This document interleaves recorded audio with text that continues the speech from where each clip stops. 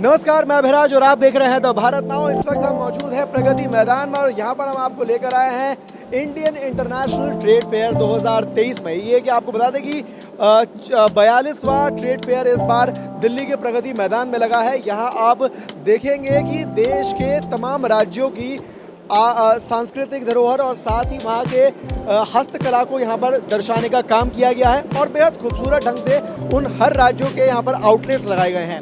बात चाहे उत्तर प्रदेश की हो, बिहार की हो, राजस्थान की हो, छत्तीसगढ़ की हो या किसी और राज्य की, उस हर राज्य के आउटलेट पर आपको वहाँ की खासियत देखने को मिलेगी, वहाँ की संस्कृति देखने को मिलेगी। तो आइए लेके चलते हैं आपको ट्रेड फेयर के अंदर।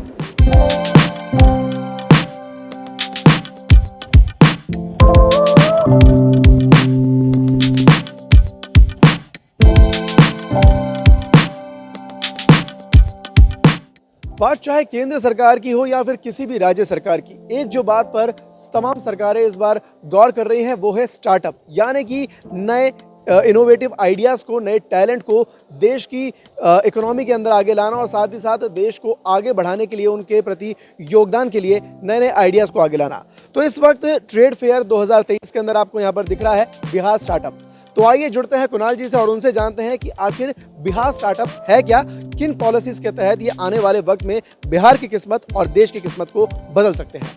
जी सर। सबसे पहले हम बात कर लेते हैं स्टार्टअप्स एक्चुअली में होता है क्या है। तो स्टार्टअप बेसिकली जब हम इनोवेशन, टेक्नोलॉजी एंड पैशन को जब कंबाइन करते हैं तो वो एक स्टार्टअप के रूप में फॉर्म होते हैं। और स्टार्टअप में बेसिकली हमें क्या करना होता है, प्रॉब्लम आइडेंटिफाई, जो कस्टमर्स का बर्निंग प्रॉब्लम है उसे आइडेंटिफाई करके उनके प्रॉब्लम को जब हम दूर करते हैं तो then that will create a fruitful result. तो उसके लिए हमें पहले कस्टमर्स के, जो एग्जिस्टिंग कस्टमर्स है, हमारा जो कस्टमर बेस है, स्टार्टअप जिस भी फील्ड में है, जैसे अभी ब्रॉडली हमारे पास सारे सेक्टर्स से ऑलमोस्ट बिहार स्टार्टअप्स के पास लोग जुड़े हुए हैं। हम लोगों ने अभी तक 536 स्टार्टअप्स को फंडिंग की है, ₹26 CR की अप्रॉक्स। तो हमारा जो अभी इनिशिएटिव है इसमें हम लोग बेसिकली स्टार्टिंग में सीड फंड देते हैं अप टू 10 लाख का। उसके बाद उनके बिजनेस को हम लोग ऑब्जर्व करते हैं अप टू 3 मंथ्स कि वो कैसा टर्नओवर जनरेट कर रहे हैं, एम्प्लॉयमेंट क्रिएट कर रहे हैं। उसके बाद फर्दर उन्हें हम पिचिंग के लिए बुलाते हैं और पिचिंग के बाद उन्हें 15 लाख का फर्दर पोस्ट सीड फंड उन्हें दिया जाता है। साइमल्टेनियसली इसके अलावा हम लोग मैचिंग सपोर्ट दे रहे हैं। Matching support up to 50 lakh का है।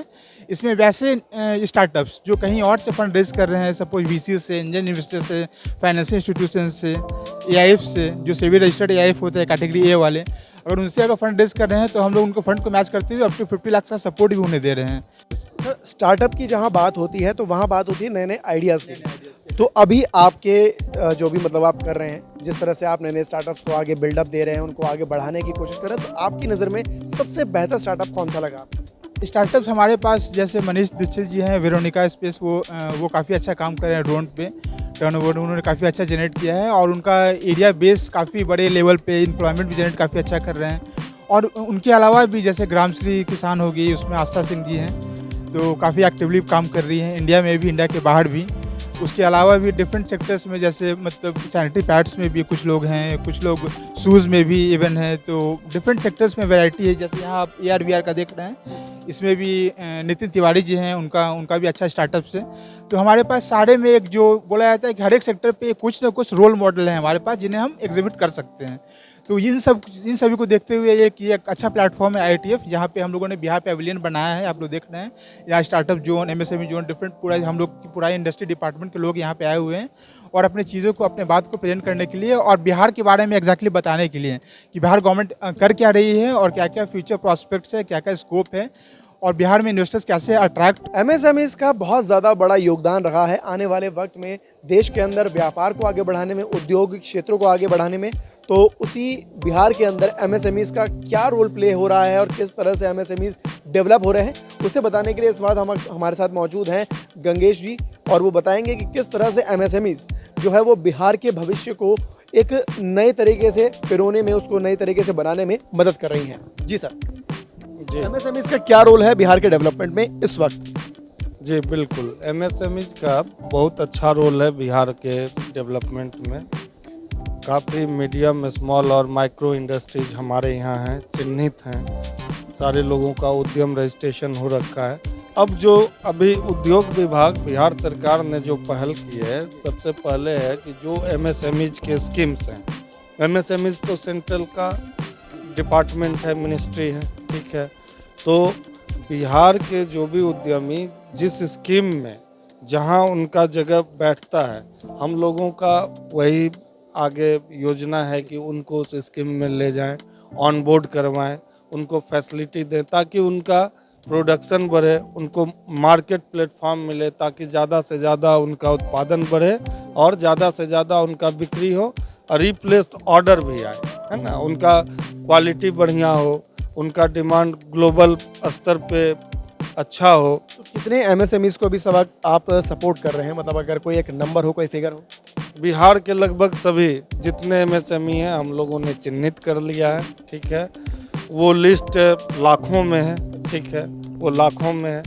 तो आने वाले वक्त में बिहार में भी उद्योग का एक नया हब बनने वाला है। हाँ, उद्योग का बिल्कुल एमएसएमईज का पहचान नेशनल और इंटरनेशनल खास करके अभी हम लोगों ने रिसेंटली एक्सपोर्ट पे तो काम चल ही रहा है और उसमें और ज़्यादा थोड़ा तेज़ी बढ़ाने का काम शुरू किया है कि जो लोग तीन कैटेगरी, जैसे जो लोग एक्सपोर्ट करते हैं वो तो करते ही हैं, उनका और ये किया जाए, हैंड होल्ड किया जाए ताकि ज़्यादा से ज़्यादा एक्सपोर्ट कर सके मटेरियल का और ज़्यादा से ज़्यादा जीडीपी हमारे कंट्री। एमएसएमईज में ज़्यादातर वैसे अगर देखा जाए बिहार में किस तरह के प्रोडक्ट्स जो हैं वो बन रहे हैं और किस तरह की मतलब इंडस्ट्रीज आ रही हैं? ज़्यादातर हर एक तरह का प्रोडक्ट बन रहा है। अभी ज़्यादातर कहे क्या कि बिहार में नया ये पॉलिसीज आई हैं हालों में, जैसे लेदर एंड टेक्सटाइल की पॉलिसी आई है। बियाडा औद्योगिक क्षेत्र में अलग अलग शेड बना के लोगों को फैसिलिटेट किया जा रहा है लेदर के लिए, टेक्सटाइल के लिए, है ना। तो सरकार गवर्नमेंट ने भी, बिहार गवर्नमेंट ने भी अपने तरफ से उद्योगों को बढ़ाने के लिए अलग अलग इथेनॉल का पॉलिसी है, तो ये सारा चीज़ हो रहा है। बिहार में टेक्सटाइल्स उद्योग क्षेत्र के अंदर काफ़ी ज़्यादा इस वक्त आपको बता दें कि जो नए नए कंपनीज़ हैं, जो नए नए एमएसएमईज़ हैं, वो काफ़ी ज़्यादा जो है ग्रोथ कर रही हैं। तो इस वक्त टेक्सटाइल्स के एक अगर कहा जाए तो विशेषज्ञ अगर कहा जाए तो वो गलत नहीं होगा, तो वो हमारे साथ जुड़े हैं और वो हमें बताएंगे कि किस तरह से बिहार टेक्सटाइल्स इंडस्ट्री में किस तरह से आगे बढ़ रहा है और किस तरह से डेवलपमेंट कर रहा है। जी सर।